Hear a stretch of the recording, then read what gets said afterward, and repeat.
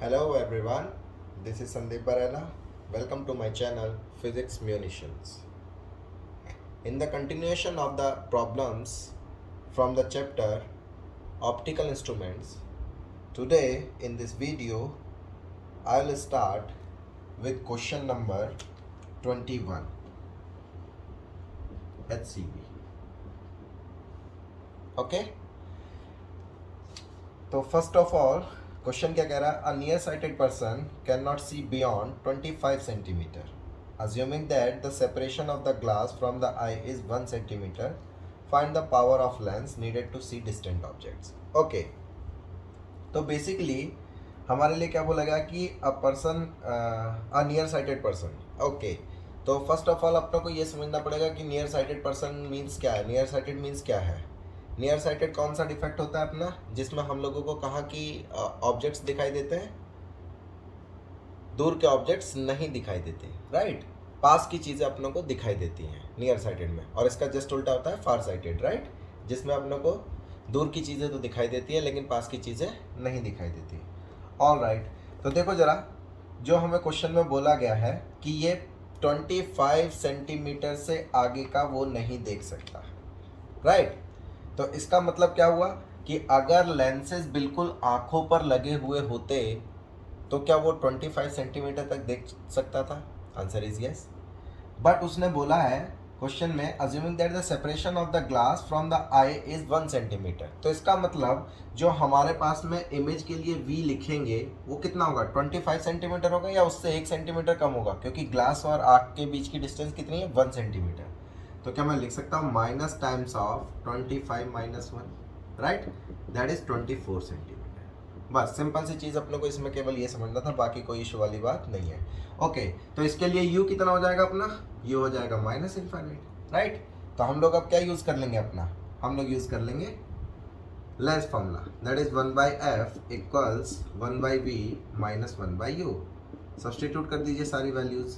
1/v कितना है? Obviously this is -24, right. तो -24 minus minus plus infinity, right. Therefore, from here we get focal length is -24 centimetre. अच्छा, focal length आप लोगों को ये पता चल गई, तो इसके करस्पॉन्डिंगली पावर क्या लिखा जाएगा? Therefore, पावर कितना हो जाएगा? ये सेंटीमीटर में है, तो पावर कैलकुलेट करने के लिए मैं क्या लिखूंगा? 100 डिवाइडेड बाय दिस -24, राइट. तो पावर कितनी आ जाएगी? इसको कितने से हम लोग काट सकते हैं? 50 डिवाइडेड बाई 12. फर्दर 2 से फिर काट सकते हैं हम लोग 25 डिवाइडेड बाई 6. तो 6 से अगर 25 को हम लोग डिवाइड करेंगे तो अपने को कितना आंसर मिलेगा? -4.2 डायोप्टर. तो हमसे यही पूछा गया था कि कितनी पावर का लेंस यूज करना चाहिए. ओके, तो this is our answer. Alright, now question number 22 HCV. Question number 22 क्या कह रहा है? A person has near point at 100 centimetre. Okay, what power of lens is needed to read at 20 centimeter if he uses of part A contact lens, part B spectacles having glasses 2 centimeter separated from the eye. Okay, तो simply पहले अगर वो glass use कर रहा है तब हम लोग उसके करस्पॉन्डिंगली क्या लिखेंगे? हम लोग कॉन्टैक्ट लेंस सॉरी यूज कर रहा है, तो हम लोग उसके करस्पॉन्डिंगली क्या कैलकुलेट करेंगे? पावर कैलकुलेट करेंगे. तो देखो जरा, कहाँ तक उसको रीड कर सकता है वो? नियर पॉइंट उसका 100 सेंटीमीटर गिवन है, राइट. तो नियर पॉइंट 100 सेंटीमीटर गिवन है, इसका मतलब v की वैल्यू कितनी होगी मेरी? 100 सेंटीमीटर. ऑल राइट, और u कितने पर है अपना? 20 सेंटीमीटर. तो u कितना है अपना? -20 सेंटीमीटर, राइट. तो फिर से फॉर्मूला हम लोग क्या यूज़ कर सकते हैं? पहला पार्ट करते हैं इसका. पहला पार्ट में क्या बोल रहा है वो? पहले पार्ट में बोल रहा है कॉन्टैक्ट लेंस जब वो यूज़ करेगा तो पावर क्या होगी. ऑल राइट, तो देखो जरा, इसके लिए अगर मैं यूज़ में लूँ लेंस फॉर्मूला, क्या लिख सकता हूँ? 1/f equals 1/v minus 1/u. Substitute करिए values. 1/f equals 1/-100 minus times minus minus plus, तो 1/20. क्लियर है? तो यहाँ से कितना आ जाएगा f की वैल्यू? 1/f इक्वल्स, एलसीएम ले लीजिए 100, तो कितना बचा? -1 प्लस 25, राइट. तो यहाँ से कितना मिला अपने को 1/f इक्वल्स माइनस का 4/100, सॉरी प्लस का 4/100, राइट। तो अपने पास में कितना बचा, ये फोकल लेंथ कितनी आ गई 25 सेंटीमीटर। तो हमसे पावर पूछा गया था, देयरफॉर पावर कितना हो जाएगा, therefore power P equals 100 divided bye, क्योंकि सेंटीमीटर में है तो इसलिए 100, राइट, 25। तो पावर कितना आ जाएगा 4 डायोप्टर। तो फर्स्ट पार्ट का आंसर क्या है अपना 4 डायोप्टर। ओके, पार्ट बी क्या कह रहा है ये हमसे, आइए देखते हैं हम लोग पार्ट बी क्या कह रहा है। पार्ट बी में कह रहा है कि what power of lens is needed to read at 20 centimeter if he uses spectacles having glasses 2 centimeter separated from the eye। इसका मतलब ग्लास स्पेक्टिकल्स और जो आँख के बीच की डिस्टेंस है वो बेसिकली कितनी अपने 2 सेंटीमीटर गिवन है। तो इसके केस में अपना u क्या चेंज हो जाएगा, u 20 ना होकर के अब कितना हो जाएगा, u हो जाएगा minus times 20 minus 2 centimetre, that is -22 से सॉरी -18 सेंटीमीटर। तो केवल u चेंज हो जाएगा अपना, बाकी तो कोई इफेक्ट पड़ने वाला नहीं है। v कितना रहेगा, v अपना सेम रहेगा -100 सेंटीमीटर। तो डायरेक्ट इसको मीटर में अगर कन्वर्ट कर लें तो इसको लिख सकता हूँ मैं -0.18 मीटर, राइट, लिख सकता हूँ मैं -0.18 मीटर। और इसको क्या लिख सकता हूँ -1 मीटर, राइट। मीटर में इसलिए कन्वर्ट कर लिया क्योंकि अपना जो डायरेक्ट आंसर है वो पावर का मीटर में आ जाएगा, ठीक है ना, मतलब उसके करस्पॉन्डिंगली फोकल लेंथ जो आएगी वो मीटर में, तो पावर हम उसका जस्ट उल्टा कर देंगे, राइट, क्लियर है। तो क्या मैं 1/f is equal to 1/v minus 1/u लिख सकता हूँ, और 1/f ही क्या होती है मीटर में, पावर होती है। तो क्या मैं डायरेक्टली पावर का फॉर्मूला लिख सकता हूँ 1/v माइनस 1/u, राइट। तो इसका मतलब क्या मिला, देखो वैल्यू सब्सटीट्यूट कर दो, -1/1 माइनस u की वैल्यू कितनी है अपनी, माइनस माइनस प्लस हो जाएगा 0.18, राइट।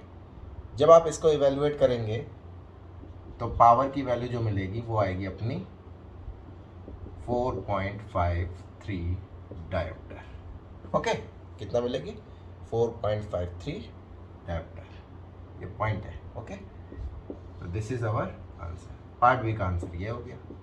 तो पार्ट ए का आंसर हमारा ये है और पार्ट बी का आंसर ये है। आई होप आप लोगों को क्लैरिटी होगी।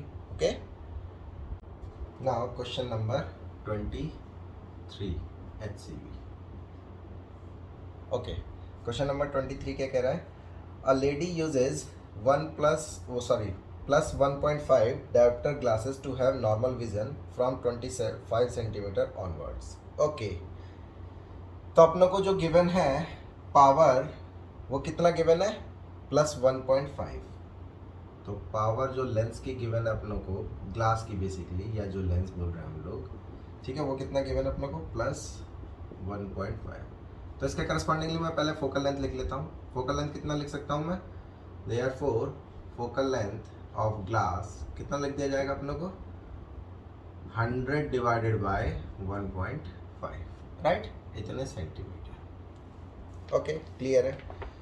ओके, कह रहा है कि to have a normal vision from 25 centimetre, you कितना गिवन है आप लोगों को, यू गिवन है -25 सेंटीमीटर। ओके, ठीक है। कह रहा है she uses 20 dioptre lens as a simple microscope. Simple microscope के लिए पावर कितनी है, पी माइक्रोस्कोप कितनी है, माइक्रोस्कोप वो है अपना कितना गिवन है 20 डायोप्टर, राइट। ओके, तो इसके correspondingly focal length of microscope कितना आ जाएगा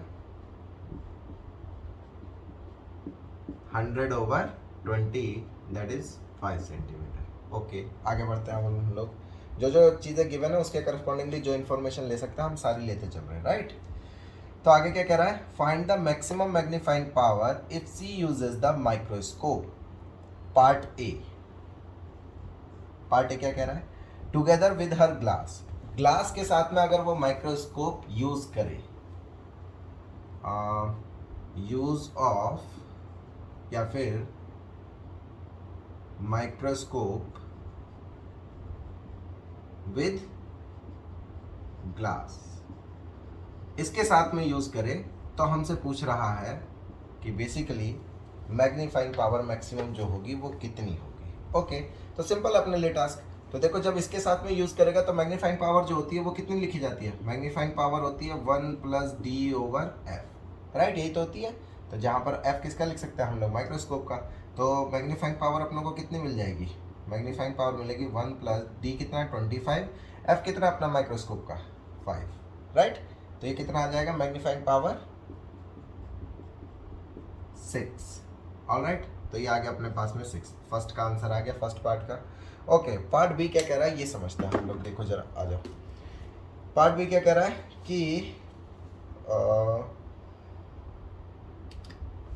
इफ कहा गया find the maximum magnifying power if she uses the microscope without the glass.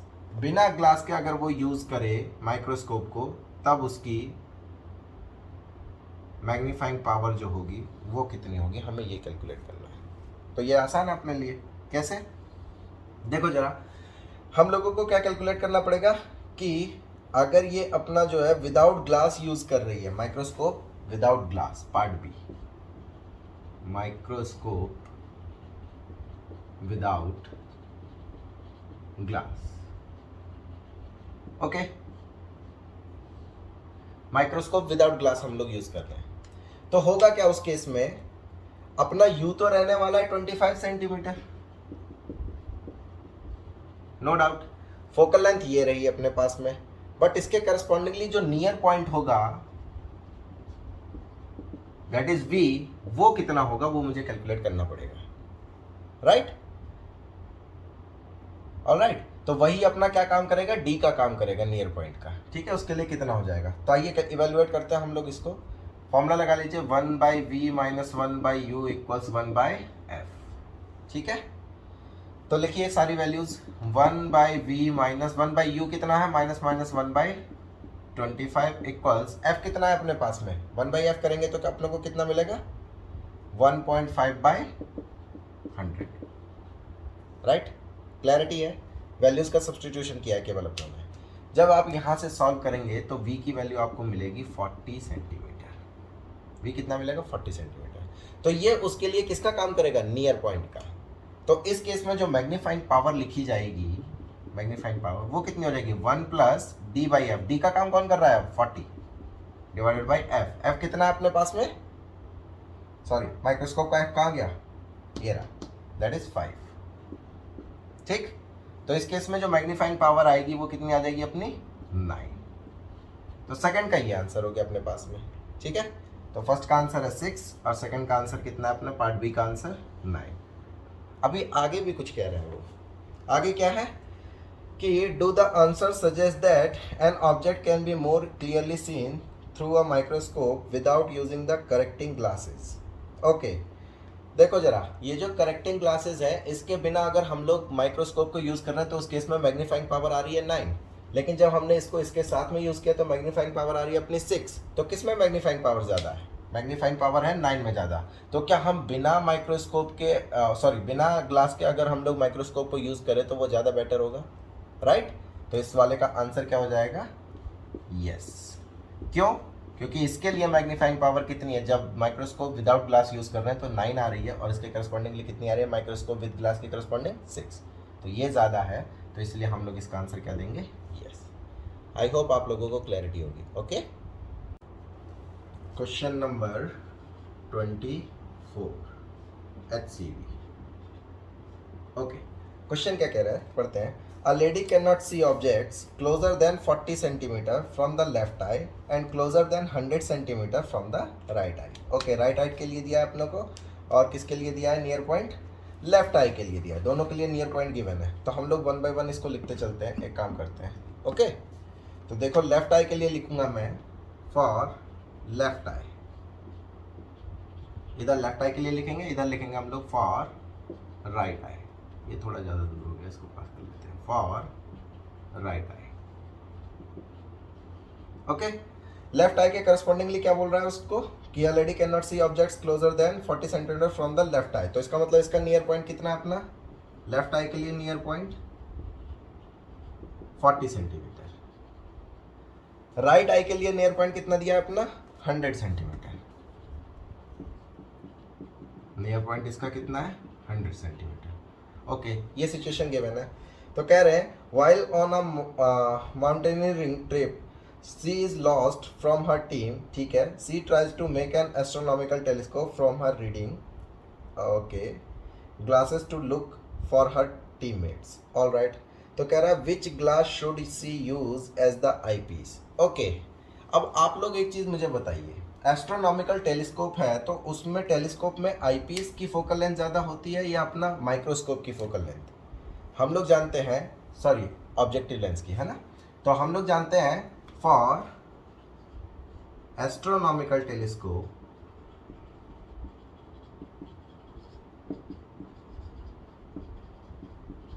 जो अपने पास में एफओ होता है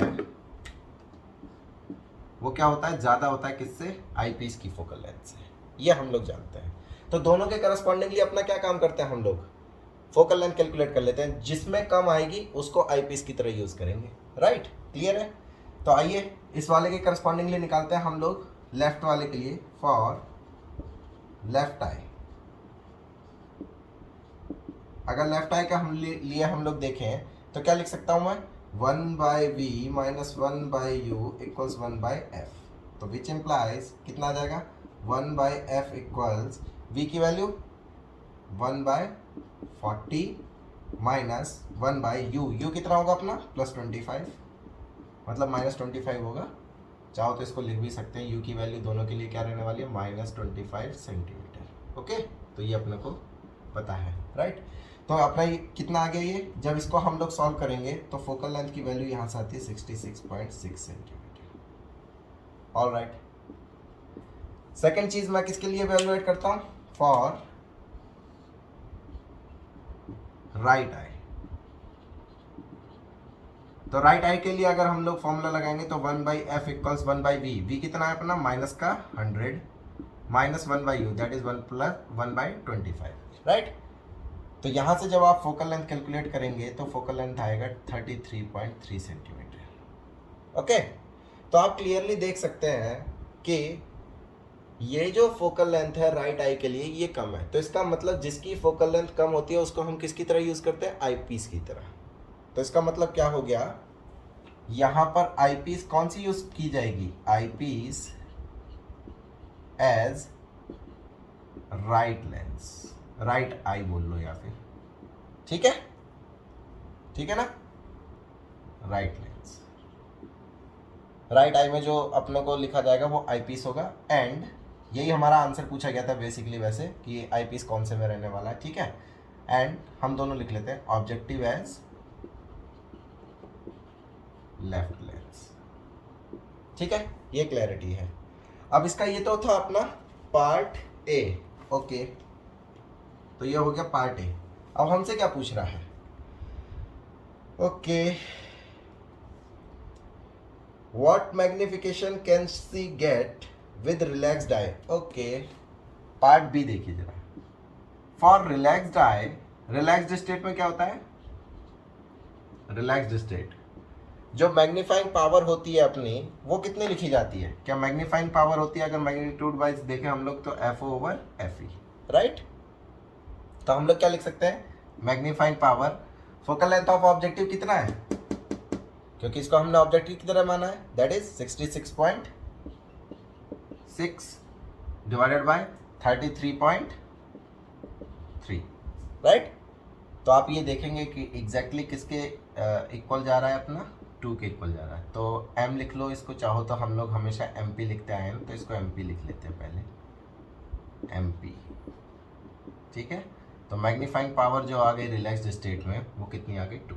तो ये अपना किसका आंसर हो गया, पार्ट बी का आंसर हो गया, right, this is our answer. तो ये अपनों ने आज कंप्लीट कर लिया ये वाला चैप्टर अपना ऑप्टिकल इंस्ट्रूमेंट्स, राइट। तो आई होप आप लोगों को ये 1 से लेकर के 24 प्रॉब्लम्स सारी की सारी क्लैरिटी से समझ में आई होंगी। ओके, तो इसी तरीके से हम लोग डिस्कशन करते रहेंगे आगे, हर एक चैप्टर का देखते रहेंगे। ओके, तो अगर आपको ऐसे ही वैल्यूएबल प्रॉब्लम्स के सॉल्यूशंस चाहिए तो आप मेरे चैनल को सब्सक्राइब कर सकते हैं। ओके, तो फिलहाल हम लोग इस वीडियो में इतना ही रख रहे हैं। बाकी जो है मिलते हैं नेक्स्ट वीडियो में किसी नए चैप्टर की प्रॉब्लम्स के साथ में। ओके, तो तब तक ऐश करिए, पढ़ाई लिखाई करते रहिए। चलो बाय बाय, टेक केयर।